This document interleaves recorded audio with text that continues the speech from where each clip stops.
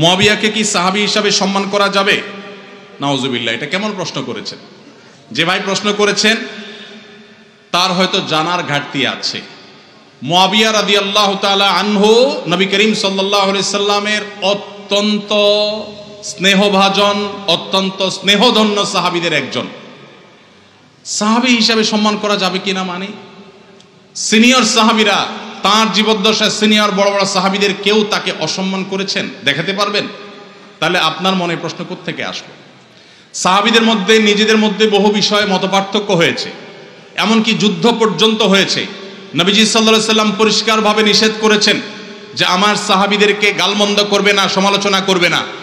নবীজি সাল্লাল্লাহু আলাইহি সাল্লামের এই হাদিস থেকে বোঝা যায় সাহাবীদের কোনো ভুল, কোনো ত্রুটি হতে পারে মানুষ হিসাবে, কিন্তু হলে সেটার কারণে সমালোচনা করা, গালমন্দ করার অধিকার আমাদের নাই। আপনার বাবা যদি তার কোনো ভুল হয়, আপনি কি সেটার সমালোচনা করে বেড়াবেন? সাহাবীদের সম্পর্কে নবী সাল্লাল্লাহু আলাইহি ওয়াসাল্লাম হাদিসগুলো একটা একটা করে পড়ে দেখবেন।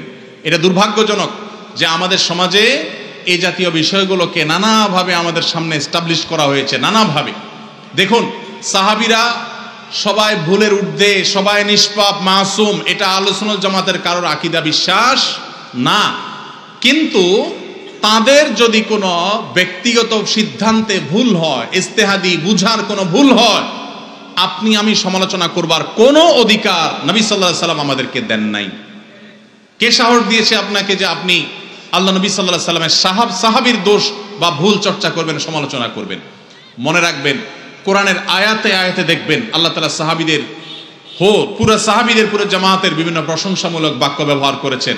সীমাহুম ফি উজুহিহিম মিন আসারিস সুজুদ তারাহুম রুকআন সুজদান ইয়াবতাগুনা ফাদলা মিনাল্লাহি ওয়া রিদওয়ানা। সাহাবীরা আল্লাহ বলছেন তারা আল্লাহর সন্তুষ্টি চায়, অন্য কিছু চায় না, ইখলাস আছে তাদের, আর আপনি সমালোচনা করেন কিভাবে?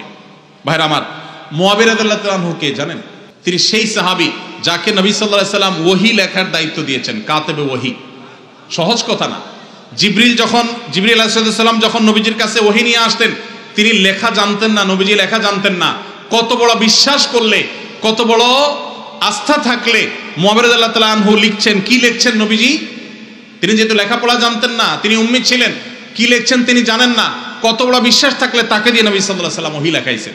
সেই কাতেবে ওহী, তিনি সাহাবী হিসাবে পরিপূর্ণ মর্যাদা পাবেন।